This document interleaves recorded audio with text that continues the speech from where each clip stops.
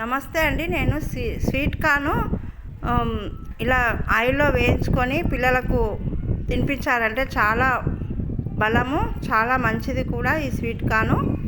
ఇది ఎలా చేయాలో చూపిస్తున్నాను. స్వీట్ కార్న్ ఇంట్లోకి తెచ్చినప్పుడు అలాగే తినమంటే పిల్లలు ఇష్టపడరు.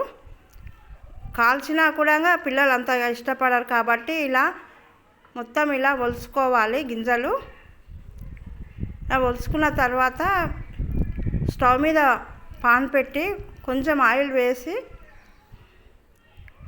బాగా కొంచెం సేపు వేగనివ్వాలి.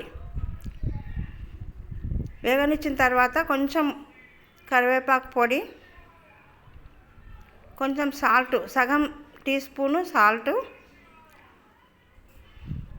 సగం టీ స్పూను కారం. కారం తినకపోతే అసలు వేయకున్నా ఏం కాదు. కారం జర కొంచెం పెద్ద పిల్లలు అయితే కారం వేసుకోవచ్చు.